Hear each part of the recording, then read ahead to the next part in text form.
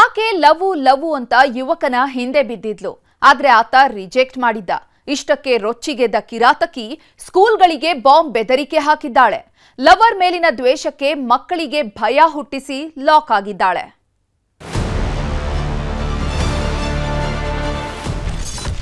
ಸಿಗಲಿಲ್ಲ ಪ್ರೀತಿ, ಐನಾತಿ ಲೇಡಿ ಪಜೀತಿ.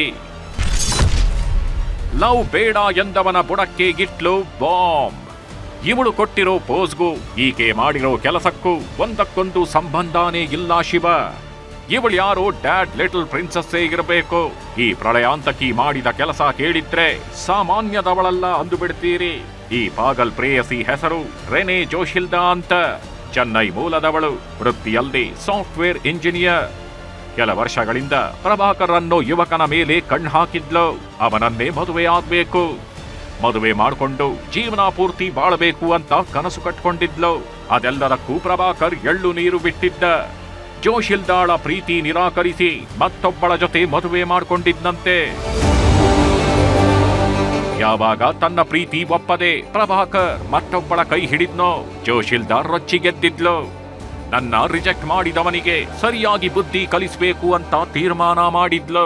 ಹೀಗಾಗಿ ಆತನ ಹೆಸರಿನ ಮೇಲೆ ಹುಸಿ ಬಾಂಬ್ ಬೆದರಿಕೆ ಹಾಕಿದ್ದಾಳೆ. ಬೆಂಗಳೂರಿನ ಕಲ್ಲಾಸಿ ಪಾಳ್ಯ ಸೇರಿದಂತೆ 6 ಕಡೆ ಬೆದರಿಕೆ ಹಾಕಿದ್ದಾಳೆ. ಅಷ್ಟೇ ಅಲ್ಲ, ಗುಜರಾತ್, ಮೈಸೂರು, ತಮಿಳುನಾಡು, ಚೆನ್ನೈ, ತೆಲಂಗಾಣ, ಪಂಜಾಬ್, ಮಧ್ಯಪ್ರದೇಶ, ಹರಿಯಾಣ ಸೇರಿದಂತೆ ಒಟ್ಟು 11 ರಾಜ್ಯಗಳಲ್ಲಿ ಭಯ ಹುಟ್ಟಿಸಿದ್ಲು. ಈ ಸಂಬಂಧ ತನಿಖೆಗಿಳಿದ ಬೆಂಗಳೂರು ಸೈಬರ್ ಕ್ರೈಂ ಪೊಲೀಸರು ಕಿಲಾಡಿ ಲೇಡಿಯನ್ನ ಚೆನ್ನೈನಲ್ಲಿ ಅರೆಸ್ಟ್ ಮಾಡಿದ್ದಾರೆ. ಈ ವೇಳೆ ಪ್ರೀತಿಸಿದ ಯುವಕನ ದ್ವೇಷಕ್ಕೆ ಬೆದರಿಕೆ ಹಾಕಿರೋದಾಗಿ ಬಾಯ್ಬಿಟ್ಟಿದ್ದಾಳೆ. ಯಾರು ಕಸ್ಟಡಿಯಲ್ಲಿ ನಾವು ತಗೊಂಡಿದ್ದೀವಿ ಒಬ್ಬ ಲೇಡಿಗೆ, ಅವಳ ಕಡೆಯಿಂದ ಇದು ಕ್ಲಿಯರ್ ಕಟ್ ಈ 9 ಕೇಸಲ್ಲಿ ಕೈವಾಡಿದ್ದು ಕಾಣ್ತದೆ. ಕೆಲವು ಪರ್ಸನಲ್ ರೀಸನ್ಸ್ ಇರಬಹುದು. ಆ ರೀಸನ್ಸ್ಗೋಸ್ಕರ ಸ್ಪಷ್ಟವಾಗಿ ಅವರು ಹೇಳಿದ ಪ್ರಕಾರ ನಾವು ವೆರಿಫೈ ಮಾಡ್ತಾ ಇದ್ದೀವಿ.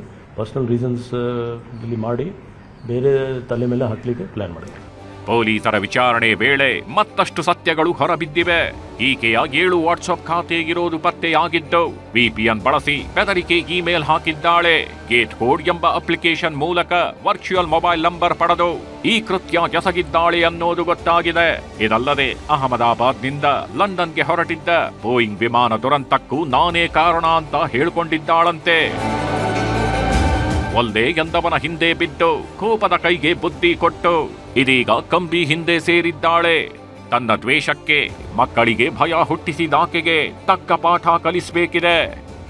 Gangadhar ವಾಗಟ, crime bureau, news 18.